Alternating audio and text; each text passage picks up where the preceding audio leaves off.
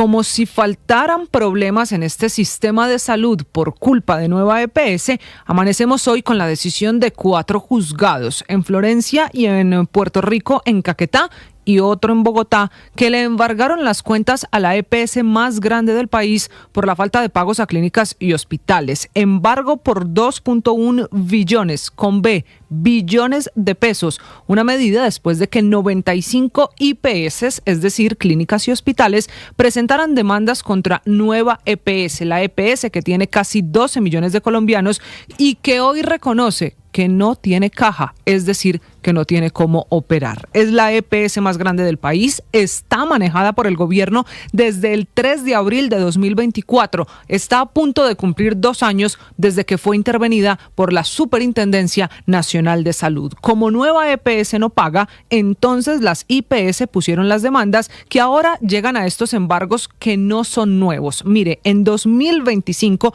los embargos empezaron con cuentas de 422.000 millones de pesos. Terminando el año pasado, en el mes de noviembre, se elevaron a 887.000 millones de pesos y hoy Nueva EPS empieza 2026 con el embargo de 2.1 billones de pesos y entonces estamos en un círculo en el que literalmente parece no haber una salida. La EPS es demandada porque no paga y ahora dice que no paga porque la embargaron, que solo tiene el giro directo que le hace el gobierno cada mes, pero que eso no alcanza y que por eso la decisión de los jueces pone en riesgo la atención y la operación total del servicio, como si antes el servicio estuviera bien, como si antes de los embargos no viéramos estos problemas que hay que reconocer son de antes, pero se han agudizado en las últimas semanas. Así, amanecemos sin ninguna esperanza de que mejore la atención para los pacientes de Nueva EPS ni para las clínicas y los hospitales, donde hoy ricos y pobres están llorando porque los atiendan. Esto cuando el sistema de salud se está desmoronando, se está muriendo ante la mirada de todos, incluida la mirada de un médico que además es ministro, que se llama Guillermo Alfonso Jaramillo. Paola Ochoa es periodista. Está en Mañanas Blue.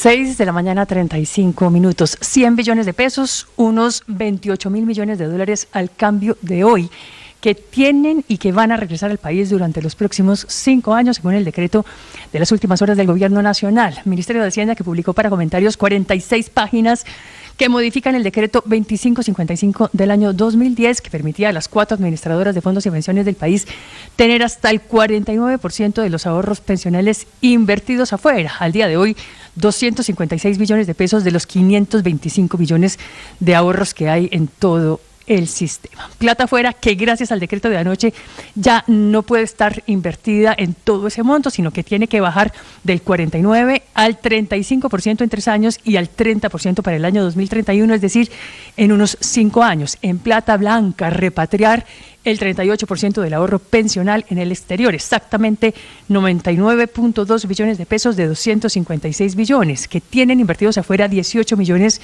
de afiliados al sistema y despertando, por supuesto, todo tipo de preocupaciones y a todo nivel. En primer lugar, el posible detrimento patrimonial para esos 18 millones de ahorradores cuyas inversiones en el exterior han rentado históricamente más del doble de las inversiones criollas, en promedio 8,5% de retorno en los últimos 15 años con sus inversiones afuera, frente a un escaso retorno del 3.8% del mercado local entre los años 2011 y 2025.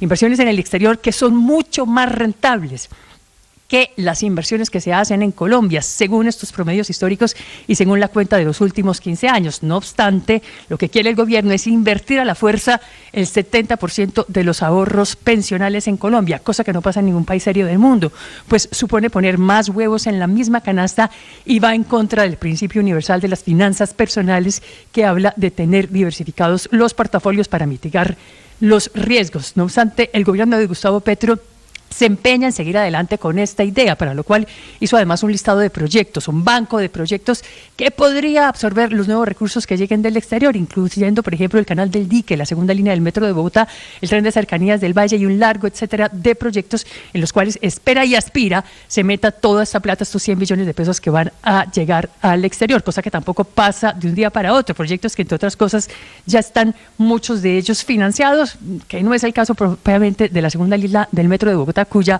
licitación fue ayer declarada desierta, pero que sigue, por supuesto, y que además todo esto provoca preocupación por el efecto que pueda tener en la tasa de cambio, que ya viene derrumbándose, que está por los 3.700 pesos y que podría llegar a tumbar el dólar, aunque sea en un lapso de 5 años, a niveles todavía mucho más bajos.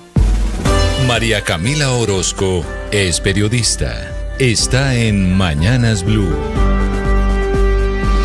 Son las 6:38 de la mañana. Las FARC no quieren ni aceptar responsabilidad ni reparar a sus víctimas. Lo primero se deduce de su apelación ante la JEP por crímenes graves de lesa humanidad, y lo segundo del demoledor informe de la Contraloría General, que muestra que no están cumpliendo el plan de reparación a las víctimas. En la larga lista de incumplimientos llama poderosamente la atención que de $450,000 entregados, unos 1.500 eran falsos. No han entregado los lingotes de oro que prometieron, y de los 12.000 millones de pesos que dijeron tener en efectivo, solo han entregado 2.100 millones de pesos. O, por ejemplo, de 722 bienes inmuebles que declararon ante la justicia, solo ha sido uno transferido efectivamente, o de las más de 24.000 cabezas de ganado que dijeron tener, solamente han entregado a hoy 258. El problema es mucho más profundo y es de plata, porque según los cálculos de la Contraloría se necesitan alrededor de 121.000 millones de pesos. Sin embargo, para este año, el año 2026, solo se cuenta con unos 20.000 millones asegurados para responderle a todas las víctimas del conflicto, que esperan que ese proceso de paz firmado con el grupo guerrillero dé para ellos algún fruto en el camino de la reparación al daño que no tiene precio. Años de secuestro, el reclutamiento y todos los crímenes atroces que cometieron quienes están en el Congreso o incluso pensando en hacer política en las próximas elecciones. 7:29 a.m. Ayer, mientras leía la prensa y veía el tema del acompañamiento espiritual, recordé a don Miguel, un señor del barrio en el que nací, en Santa Marta. Él decía que ir al psicólogo era para locos. Y la verdad, estaba totalmente equivocado. Detrás de esa afirmación está la idea de que quien necesita acompañamiento era porque no podía solo solucionar la vida, o porque le faltaba carácter, o simplemente porque era débil. Y esa idea, además de equivocada, nos ha hecho mucho daño. Nos ha llevado a cargar con pesos innecesarios. Nos ha llevado a normalizar el sufrimiento interior y a vivir con dolores que seguramente, si los hubiéramos atendidos a tiempo, saldríamos de ellos. La verdad es que los seres humanos no estamos hechos para enfrentarlo todo en soledad. Necesitamos que alguien esté con nosotros, alguien idóneo, alguien preparado, y esté con nosotros no solo en los momentos cuando se desborda la vida, sino cuando también no entendemos lo que nos pasa dentro. Hay momentos en que las emociones se confunden, las decisiones pesan más de la cuenta y la historia personal empieza a repetirse sin que sepamos por qué. Ahí muchas veces hace falta alguien que ayude a interpretar, a entender, a poner orden, a nombrar lo que sentimos y a leer con más claridad lo que estamos viviendo. El acompañamiento psicológico no es para personas rotas, es para seres humanos conscientes, que quieren ser felices, que quieren vivir bien. Sí, para personas que entienden que conocerse no es un proceso automático y que mirar la propia vida con honestidad requiere herramientas. No todo se resuelve con buena voluntad. A veces no, yo voy a cambiar. Así no se resuelven algunas cosas, ni siquiera con buenos consejos. Yo, que a lo largo de mi ministerio he dado consejos, no, a veces no alcanza. Se requiere trabajo, porque es que hay heridas que necesitan ser comprendidas, patrones que necesitan ser identificados y trabajar en ellos desde la ciencia. El acompañamiento psicológico no sustituye la fe, no sustituye la familia, no sustituye los amigos. Al contrario, lo que hace es complementarlos. Cada espacio cumple una función distinta.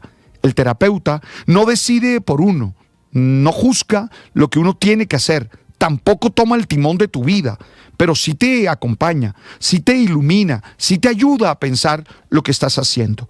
Yo particularmente celebro el acompañamiento psicológico y hoy doy gracias a Lucía Alvear que me acompaña en ese proceso, porque creo que necesito cada vez ser más dueño de mí para decidir cómo vivir.